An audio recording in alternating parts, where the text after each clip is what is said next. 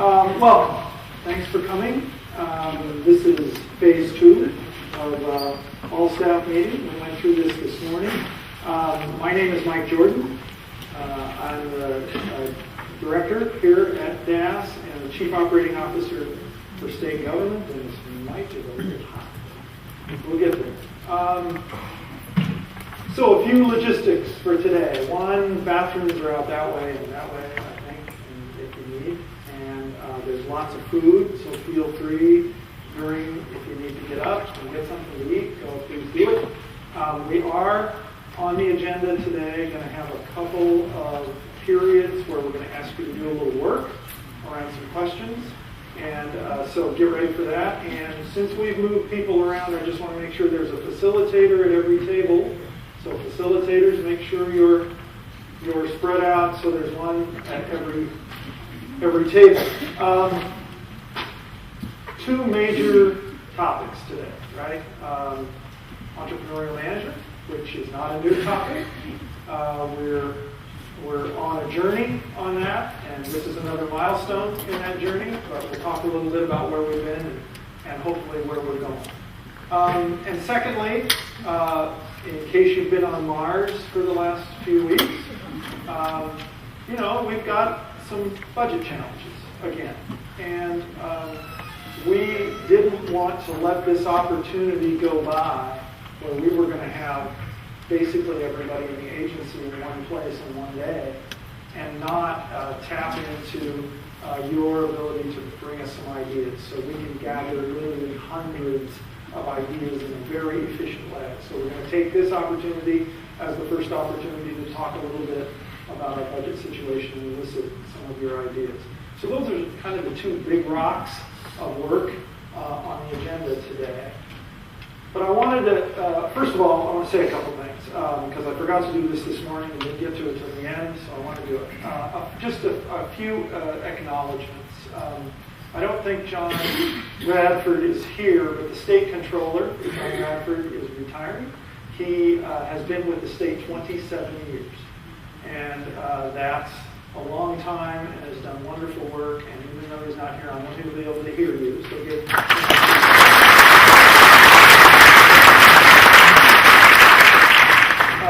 secondly, I wanted to acknowledge that Chris Kautz has left the agency, and I know that's been out there, but I wanted to say a couple words. Chris was with us for 5.5 years during this iteration of her time at DAS and has moved on to help over at Revenue.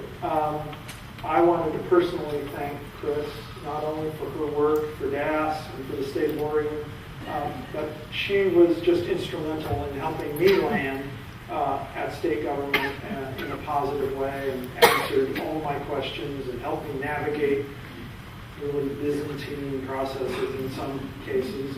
And so it was just terrific. So I want to give Chris a hand.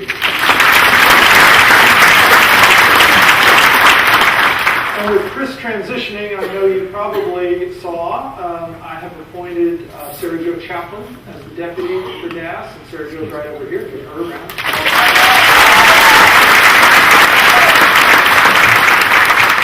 Sarah Jo's only been here a short time. She gets better applause than I do. I get how does that? So Sarah Jo has been in facilities for the last few months, helping out there, and will be still working with facilities for a while as she transitions and as we all transition with what we're going to talk a little bit about today. I had a note here for this morning that this meeting was being recorded. We're not recording this one, are we? We are. Yeah, of course we are. So, there will be... Do I have to stay within the X's? No, you're good. Right. There's a little X on the floor right here, and a little X on the floor over there. And this morning I had to stay between them, which is hard for me, because I'm a wanderer. And so, anyway, I may wander a little more today. But... since we are recording, we'll have times when there's a little Q&A here. Please wait for the microphone so we can get your voice on the recording. So that's just a little logistical piece. And then lastly, I am a low-tech kind of guy and not a great multitasker. So I'm going to try and talk, change the slides, answer questions, walk around, and occasionally actually think. So pardon me if I get confused and slides don't come up and don't mean anything when I'm talking about something else. I'll try and stay as coordinated as I can. There are a bunch of people in the room who will tell me that. You're off script. I spend most of my life off script, actually, so that's a good thing. So let's get started. As I mentioned just briefly, I want to talk just a little bit about kind of not just where are we going with entrepreneurial management, but I want to talk about a little bit about where we've been, too. This is not a new thing. You guys have been working on this now for almost 2 years in one shape or another. And you haven't just been working on, quote, EM, entrepreneurial management. You've been working on a lot of them. I got onto Dash the other day and looked at, I got to get the name right, because I forget these things. I looked at the shared vision narrative, which I think is something that a lot of you participated in building the script for, and the concepts within. Concepts like great customer service, concepts like innovation, concepts like being efficient and effective, concepts like being innovative and getting out on the edge of new things. So all of those concepts are the driving force behind EM also. Better customer service, a much more intimate relationship with our customers, trying to have an appropriate division of labor so we can be efficient and effective, get clarity about the roles, and a few new things that I'm going to talk about in a little bit that are kind of a bit of curveballs in the last few months that make this shift with entrepreneurial management a little more complicated, but also, I think, a little more exciting and a little more important, potentially, for all of our partners in state government. So, we're on a journey. This isn't brand new. This is another milestone today. And it's not the end of a journey either. We're going to continue with this. And as you'll see, when I start to roll out some of the structure of this, there is a whole lot of detail that's missing that we will need you, I will need you, to engage in. I guarantee you, while I can work at a certain level and provide certain elements to this journey we're on, I don't know what you do every day. You know, and you know who you work with. You know how things can work best and when they don't work, and what's a barrier to us getting better. We are going to need to all do this together and engage throughout. Now, I'll bet you've heard that before. Somewhere. Maybe even recently. And I am incredibly aware that I'm, I don't know, 6th or 7th or 8th or 12th, I don't know, person to sit in my office in the last decade, including all the actings. And I certainly understand why a healthy bit of cynicism would be there about the flavor of the month. And, when this wave rolls by, I'm one of the weebies. We be here when you be gone, big guy. I get that. And actually, I wouldn't blame anybody for having that kind of creeping in the back of their brain. A little voice talking to them about that. And we'll get to trying to talk a little bit about, perhaps later, a little bit about why acknowledging that that's there is important. Overcoming it is more important. And we'll talk a little bit about it. So, I keep talking about change, right? And we're on this journey, and we're going to keep changing. And that's uncomfortable. It's inherently uncomfortable for us. And that discomfort will probably vary at a couple of different levels. Every time I've been through one of these in the past, speaking with employees, it doesn't matter how good my PowerPoint is. It doesn't matter how articulate or glib I am. Every single person in the room has about 4 questions on their mind, and they kind of come in this order. where's my name on the chart? And what's going to happen to me? What's going to happen to the people who I work with every day and have become actually friends with, and enjoy being around? Who am I going to report to? You know, I've kind of, even if I don't love them, I've gotten used to them. And they've gotten used to me, and if I get a new one, I got to train them. Right? So, you know, and it doesn't matter what level you are in the agency, that applies. And then lastly, kind of physically, am I going to the same place? Am I going to have to go to a different place? So almost in that kind of order, there's this concentric ring of anxiety whenever you talk about change. So that's at one level. At another level is kind of more the global level for all of us, as a group of folks. The world is changing around us. I'm going to talk in a few minutes about things that have changed in the environment just since we've started talking about entrepreneurial management, last 18 months or so, that will drive us to make different decisions about how we're structured, how we relate to each other, what services are we in, how we do the division of labor to serve our customers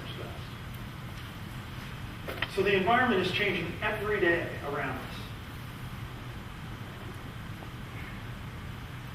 And we are going to have to deal with the fact that we are going to be uncomfortable through the change.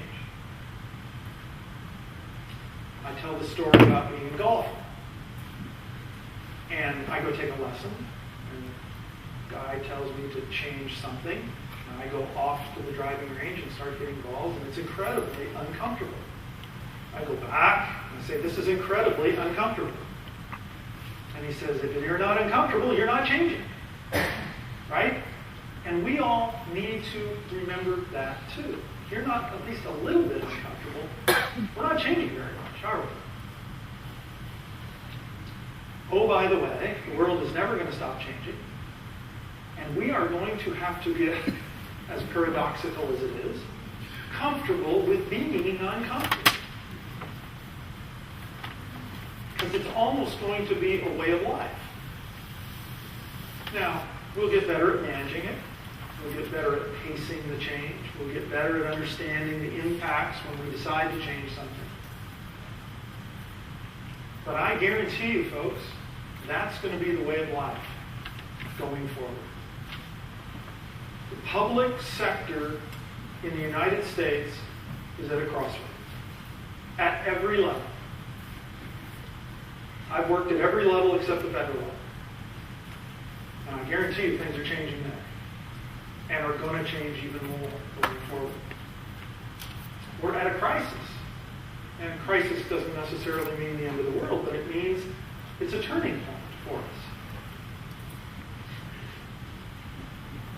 We can decide to let things happen and react to them. Or we can decide to make things happen. And be, to some degree, the captain of our own ship.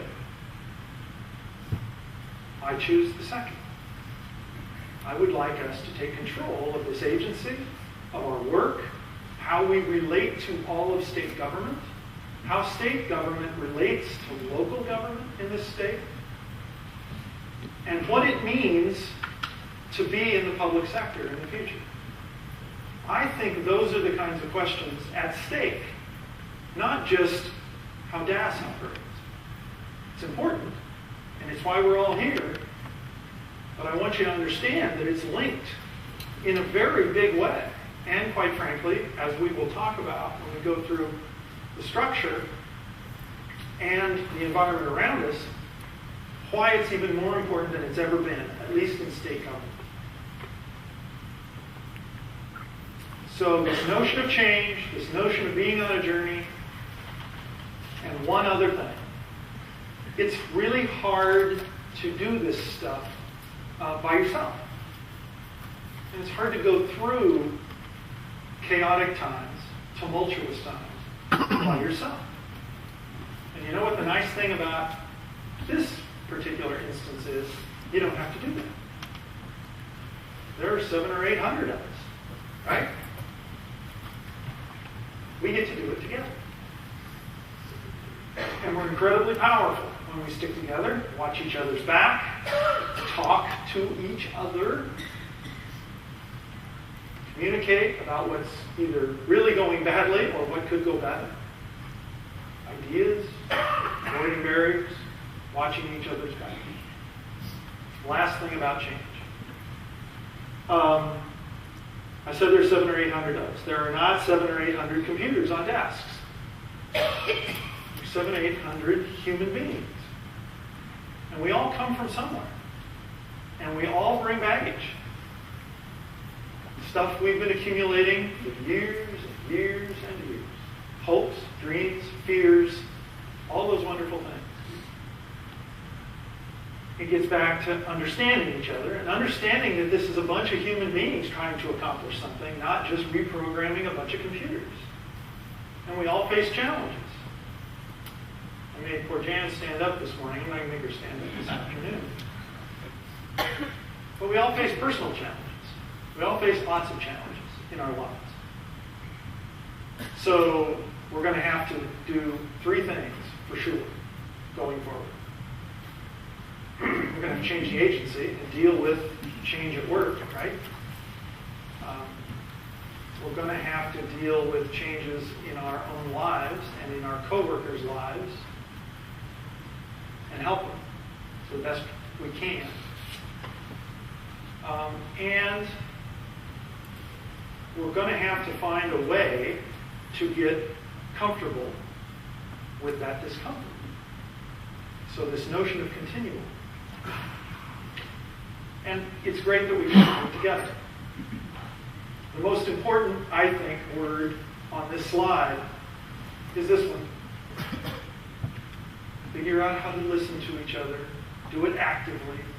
Don't just, I heard you or I listened to you, but I didn't hear you. And that's for all of us, at all levels. I don't know about you. I kind of like sucking all of the air out of the room. I talk, blah, blah, blah. My challenge is to listen to people. When I'm in a conversation with somebody, I have to try to work hard not to be thinking about what I'm going to say next rather than listening to what the person on the other side is saying. So listen to each other, okay? Take care of each other. And we'll get through this. So, let's go to entrepreneurial management. What is it at its base? Well, we've got some really big issues to face. Mostly, this is about our relationship with the people we serve, with our customers. Mostly. Not entirely, but mostly. So, how do we serve them better in an environment where our resources are constantly being constrained? And that may be a way of life for some time. How do we continue to do that better? Make our work more transparent to them? How do we supply them with more choice about what they want from us? How do we deal with how they pay us? How do we deal with having a more intimate discussion with them about what they really want?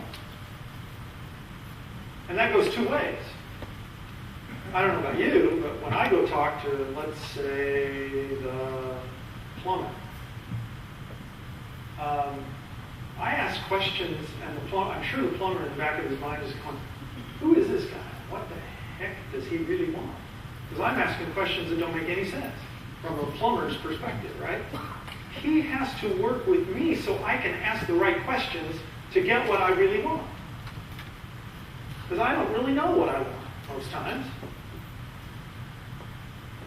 And I'm sure that's the way it is with many of your customers. So this is a 2-way relationship with customers, right? We don't just say, what would you like? Okay, we'll give that to you. Because there's a lot of times that's not the right thing. We have to engage them at a more intimate level to understand, so what are you trying to accomplish? How does that fit into your business? Why is it important? By interacting in a more intimate way, we serve the customer better quite often. Now, how you do that is kind of important, right? You can do it in a kind of regulatory way. We can't do this, we can only do this. What I'm trying to articulate here is a more give and take discussion. So entrepreneurial management at its core is about changing the relationship with the customer. And oh, by the way, as I said, it's not just your responsibility. And we'll talk a little bit about how we nurture our customer to be a more responsible customer, too, and change the relationship on both sides. 5 principles. These shouldn't be really new to you. Many of these come right out of some of that material that I've seen you've been working on for some time. I want to focus on the last 2, though, because I think those are the places where we may be thinking about more change here than potentially in the other categories. The issue of risk is an interesting one. We are, as a state government, not just DAS, we are fairly risk averse. We try not to make any mistakes.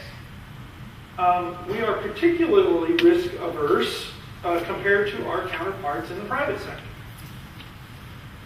No great surprise there. I don't know many private sector people that when they screw something up, they end up above the fold in a big O.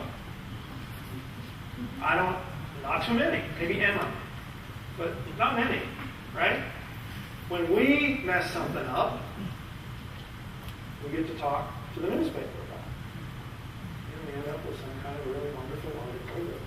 I mean, I don't know, you guys, I get up at 5 o'clock, I go walk the dog, when I come back, I pick up the newspaper, I go into the kitchen and I set it down on the table, and I figure out what my day is going to be like by reading the paper. And the last few days have been pretty interesting. So it's no wonder we're a little bit risk averse, right? We live in the fishbowl. We have got to start figuring out a way to be prudent, smart, have better judgment about what risks we can take and what risks we can advise our customers to take that are prudent risks. I think that's the important piece of entrepreneurial management. Second, role clarity. Right now, it's very difficult for our customers to understand if you are service provider or traffic cop. In some cases, you're both, right? You've got the public's interests that you're trying to uphold, and you're trying to serve the person across the table or on the phone or wherever they are, in real time, in the moment. And I will tell you, 20 years in public life, I find that the hardest thing to do, is to honor both customers in real time. Honor the public's interest as customer, broad public, and honor the immediate customer that you're dealing with too. And I have yet to ever see anywhere, anytime, both interests perfectly aligned. They're always at least a little bit out of whack, if not a lot sometimes. And reconciling that in the moment is a hard thing to do.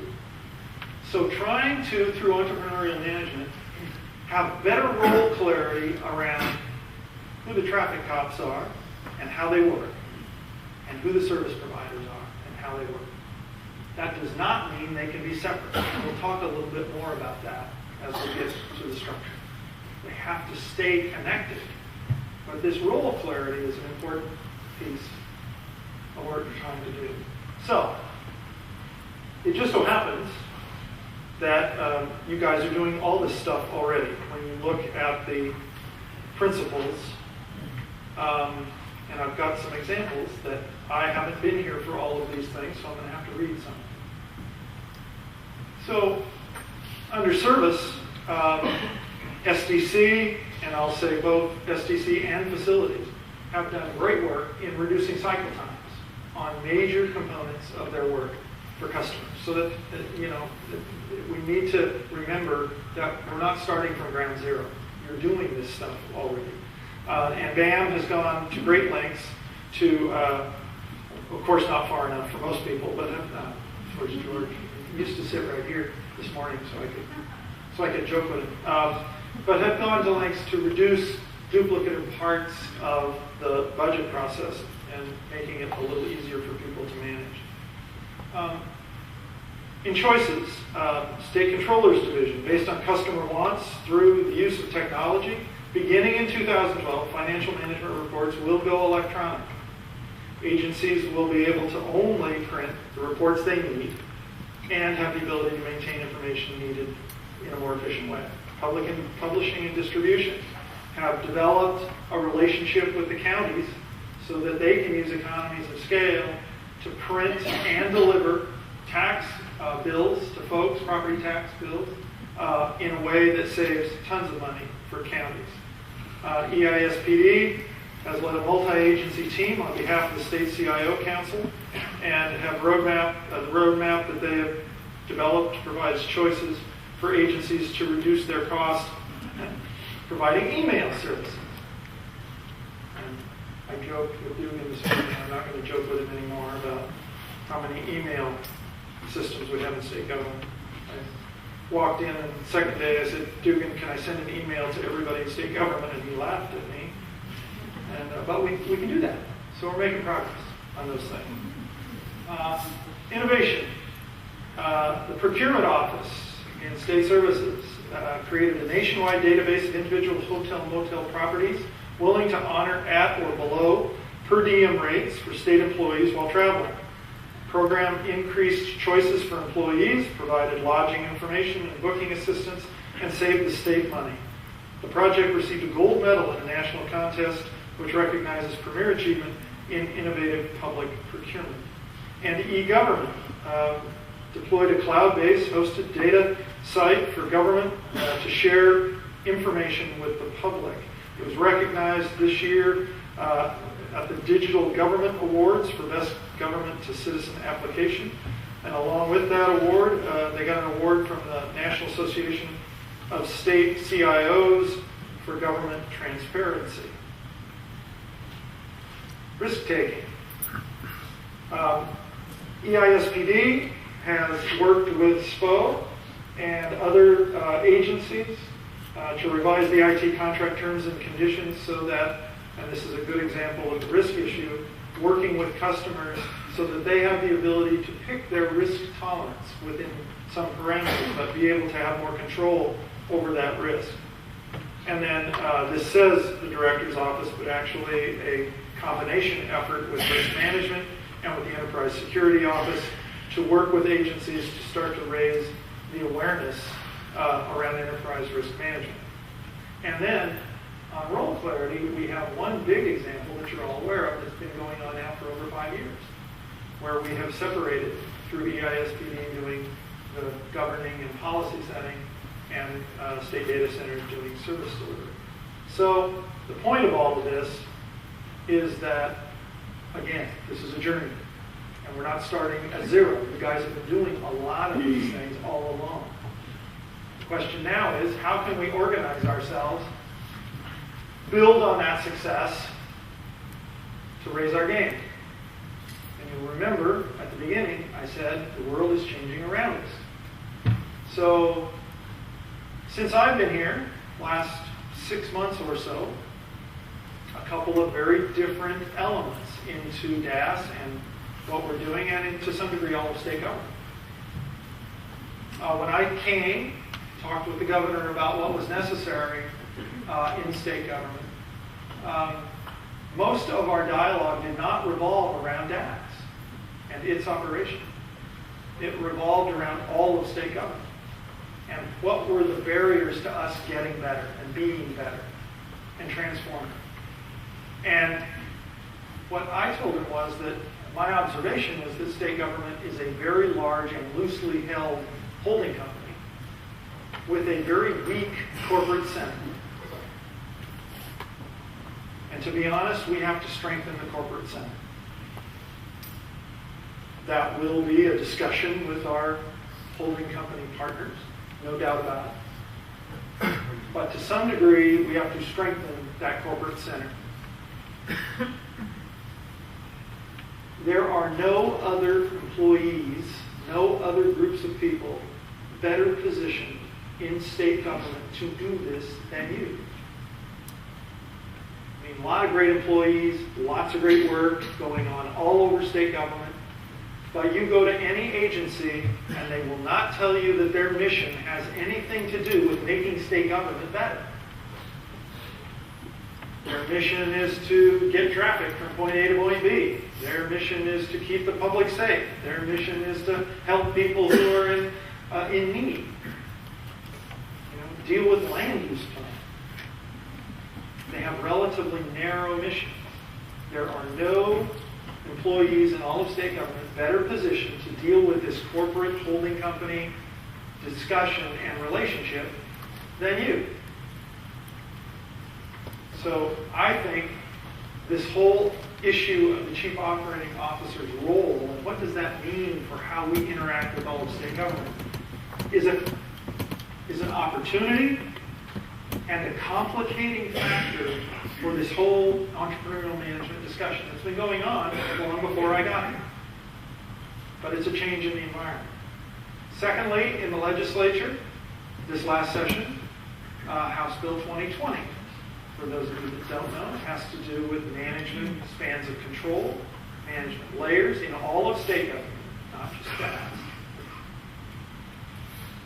So why does that affect entrepreneurial management? We're looking at a rather significant shift and change in our organizational structure.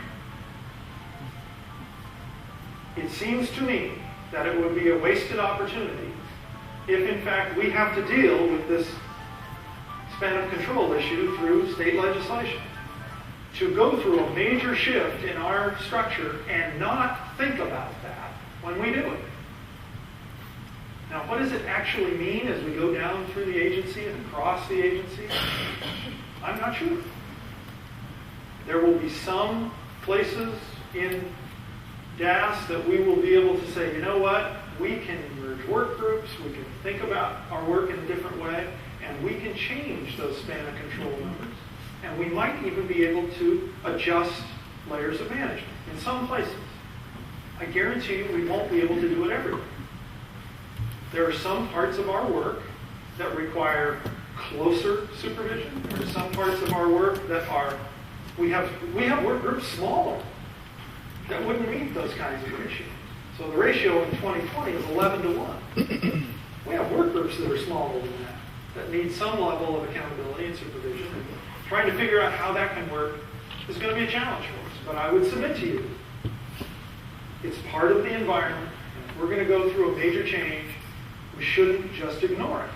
We should think about it when we do it, and we will. The last one, and we'll talk about this in the second half of the discussion, is our financial system is under stress. We know that. We know we're going to be asked to think about how do we get leaner. And it's not just us, it's all of state. I don't know what the answer to those questions are ultimately. I don't quite know where we'll end up. We are going to have to propose some alternatives before the February session. But it seems to me, if we're thinking about restructuring our whole agency, we should keep that in mind as we do it. I think I saw a list this last week. There are 41 or so vacancies in DAS right now. I'm sure many of them are in some stage of recruitment. I'm sure many of them are essential people that we need to replace. But those are the kinds of things that you need to take into consideration as you're thinking about restructuring the whole agency. So if we're going to do this, we need to keep this stuff in the back of our head. So the world, again, is applying pressure to us in different ways that we need to keep in our minds. So you have, at your tables, facilitators are going to give you this chart in hard copy so you can look at it. so you don't try to go blind looking at these screens.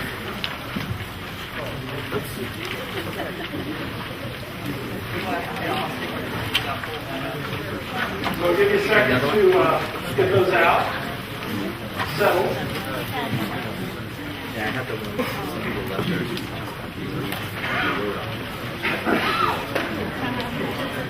You should be proud. So, come back.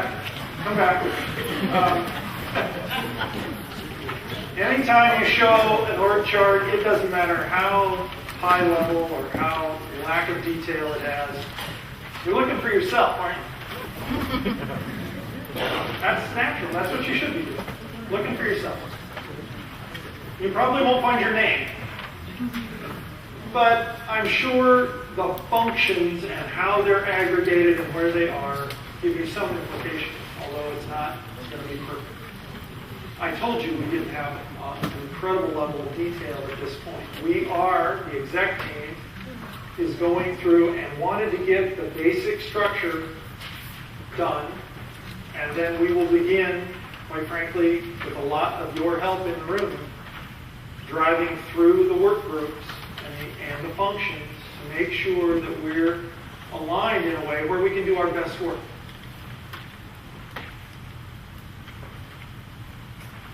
So let me just kind of give you some broad brushstrokes first, and then I'm going to go through kind of each of the major categories and talk a little bit about. First of all, you can see that, as we've talked about, the agency is really divided into two major divisions of labor. So we've got the policy functions over here, the folks who make policy, do compliance work, strategic planning, and in honor, I guess, of this COO role, you're also talking about coordination. So there's kind of a catch-all category there around communications, legislative,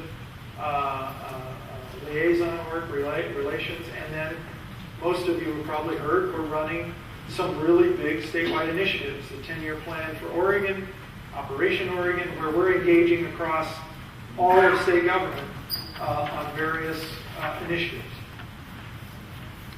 I'll go through these in a little more detail. The other side is the service side. This is where we're supplying great services to lots of folks. I'm going to get to eventually talking about each of these areas individually. One other thing I wanted to bring to your attention are these kind of blue bars or black bars on your copy. And they have functions within them. So, leadership of the enterprise, cross-disciplinary strategy, policy setting, compliance, et cetera, et cetera. One of the huge debates, I think, at the enterprise leadership team, exec team, was this organizational structure on this side. It looks pretty traditional. You got a CIO, you got a CFO, you got a chief human resources officer. That doesn't Crow, is that it? That's not so good. We got to think of that. Better than Crow. But it looks pretty traditional. And one of the debates was, that doesn't look that much different. And if we're going to really change, and we're really going to show people that we can change, should we do that? One of the other alternatives was to formulate the workforce around these streams of work at the bottom. So having a division that's about leadership or strategic planning, have a group that's around policy and compliance, and really have a very different kind of, and have it cut across the disciplines, having it be more kind of holistic. And I'll tell you what, and we were high-centered, really were. But I'll tell you what the tipping point was for me. And this goes back to that COO thing, that corporate center issue, and our relationship with all of state government. This is more traditional, and I think easier to explain to all of state government than, let's say, a more innovative organizational structure would be. I think ultimately we may get to that more innovative structure. But one of the critical pieces for us in the near term, as we begin to, drop the hammer on this change, is going to be how do we communicate with the outside world, and do they understand what we're doing? Do they understand the division of labor? Is it transparent to them what we're doing? And so this is a communication issue and a signal sending issue to all of state government as much as it is about how are we organized. So I think that was kind of the tipping point for the exec team, that this would be more understandable outside of DAS for the rest of state government. And it goes to that issue of trying to build a stronger corporate center and having people understand what we're doing more easily.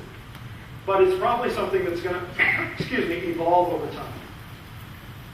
So with that, I'm going to start working my way through these things because I need to be done by 3 o'clock so we can have our first exercise. So at the top of the list is COO. I talked enough about what that is already, but there are a couple of functions currently within DAS that do supply services across all of state government and don't slot very well into any of the particular categories of work. And so they're attached directly to the COO's office, internal audit, and the Office of Economic Analysis. And nobody wants to be in the Office of Economic Analysis during downturns in the economy. So it's going to be in my view. Finance policy, and I'm kind of going left to right across the chart. Finance policy, these are fairly traditional, obviously, budget, finance. These two not so much, right? Long-term strategic facilities plan. Man, we got land and buildings all over the place. What's our long-term strategy? What's our philosophy about owning land and running buildings? Where are we headed in 20 years? Where are we headed in 50 years? I mean, when you build a building, you build a building for 50 to 100 years, right? Do we have a plan? Have we thought about that? So some function there, procurement policy, I will tell you very honestly, trying to separate the procurement policy and governance side of things from the actual delivery of procurement services. This is a tough one, and we're still struggling with it a bit, but we think it belongs in the financial world. CIO, this is probably the one that's the most intuitive, that we're the most familiar with. It doesn't have huge amounts of change. For those that don't know, this is a reporting requirement that is somewhat temporary from federal money that we have. We hopefully will work our way through that eventually, but there are some rumblings from Washington that there'll be reporting requirements for all federal money at some point that might look like this. And so currently in the CIO's work. Human resources. These won't shock anybody either. This is HRSD work predominantly, but I do want to touch on the last one. Do we have a workforce development strategy? Anybody know what it is? We have, I think, systematically over the last few bienniums stripped out our resources for workforce development, training, making the people we have better, helping them to be better. We have to find a way to change this. If we expect to get better and not get our people to be better, it's a fool's mission. And so this is something that really needs some, direct intention and some resource put to it so that we can propose ways that we can develop our human resource across all of state government. It's happening in a haphazard, ad hoc way in different places. But there is no plan. And there's no philosophy behind it that I can find. And then lastly, this kind of catch-all piece, which for the most part has to do with this COO function, this part of the work that connects us to the holding company part of state government. And through the initiatives and through this coordination, trying to be more assertive as a corporate center. trying to help us to be more coordinated as all of state government, both with exterior audiences and with our policy. So we move over to the service side of things. The deputy director, Sarah Jo, is going to have overall managerial authority over what we're calling, or what's called here, service organizations. I will sometimes refer to them as enterprises. They are aggregation of services into some functional organizations. And we are, you see them there, IT, asset management, goods and services. So again, IT, fairly straightforward. Most of these things most people know about. We are going to bring over some of the functions that existed in the operations division as they pertain to IT over into this group. And so I'll just foreshadow a little here. You'll notice on your org chart there is no operations division. During our discussions at the exec team, one of the major points of discussion, and quite frankly, not huge controversy, but I think people really taking a while to deliberate on a question. If in fact we're going to be the corporate center, if in fact we expect the holding companies to act in a different way, particularly regarding the services that we provide, does it make sense for us to keep doing things the old way? So having people who do statewide HR or statewide IT services, and then having our own division that does IT services, HR, finance. Does that make sense? Is that sending the right signal to our corporate partners? At the end of the day, the exec team said, you know what? We need to be a role model. We need to try to signal to people that there is a new way that this can happen. So there is no ops division anymore. Most of the functions are being slotted into these enterprises. The asset management, these aren't going to be a big shock to anybody. But again, functions from ops sliding over, and I will be the first to admit, we're still, as we get down into the organization, we're still trying to figure out where are the right combinations of work groups to supply those services both outside DAS and inside DAS, to DAS as a customer. And then the goods and services group. Again, I don't think anything shocking, but again, emphasizing the fact that DAS as an agency now becomes one of the customers for these services, along with many outside of DAS, obviously. And then, this is the internal ops. I've already said most of what is to be said here. Probably the one I should mention is the core functions. There's a black line across the bottom of your chart. There are a few functions that are in ops right now. They don't slot very well into any of the enterprises. So the budget for DAS, who's going to do the budget for DAS? Organizational development, as we continue to change, as the service entities continue to look at their structure over time, who works on that? I'm going to get to talking about customer boards. As we stand up customer boards, who supports those? And how does that work? And so there are some functions that don't slot easily into any one of those. And those functions will likely report to the deputy.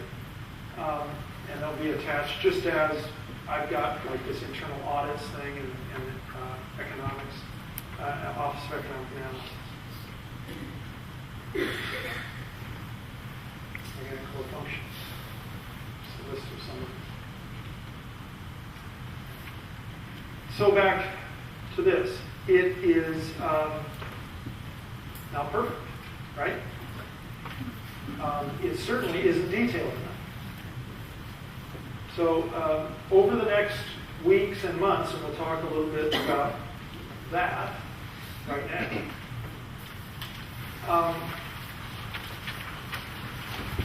We're going to be engaging, and on the back, there's the timeline. On the other side of the handout, there's a list of meetings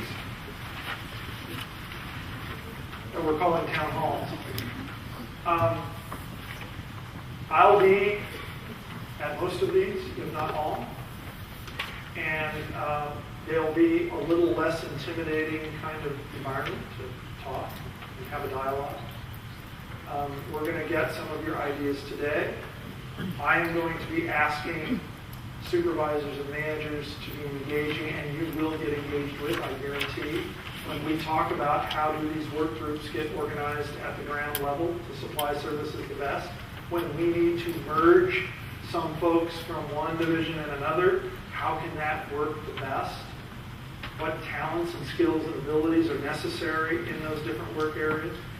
You're going to get engaged in those dialogues. You need to be ready to contribute to those discussions, whether it's at these town halls or whether it is within your own work groups as you discuss these changes.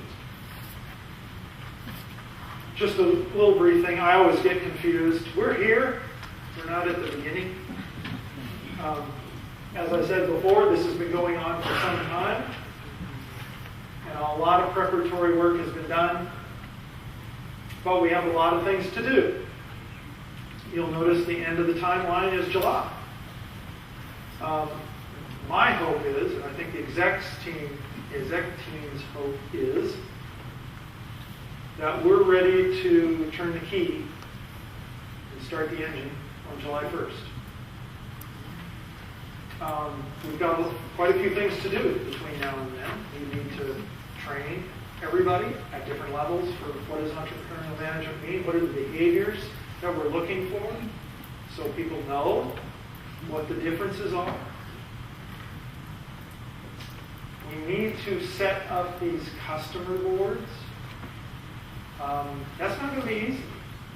You know, you think you just call a bunch of customers and say, come on over to a meeting, and we'll tell you about this new thing we're doing, and you're going to love it, right? And we're going to give you more power, and we want to work with you. Well, okay. I don't think it's going to work out. I think we're going to have to work pretty hard to get our customers to understand this new relationship and what our expectation of them is. If we're expecting them to review things like rate methodologies, level of service agreements, that's going to take some sophistication on the part of our customers. So that's going to be a big part of the next 7 or 8 months, is to get those customer boards stood up so that they can actually play this new game. And then, of course, we need to take what you have in front of you and turn it into a real organizational chart. So everybody's name is on it, and we know where everybody is and how they report, and all those questions I talked about at the beginning. So we've got a lot of work to do in the next 8 months or so. We have a lot of people working on preparing all of us for that transition. So I think we have talked a little bit about next steps. We're going to have the town halls, transition planning, customer reps, skills, all those good things. And finalize rates. I should at least mention this. There have been quite a few folks in the agency already working really hard for some time now on our rate structures. How do we do rates for different kinds of services? And how would you structure rates in such a way that your customer actually had choices about how much they paid for the service?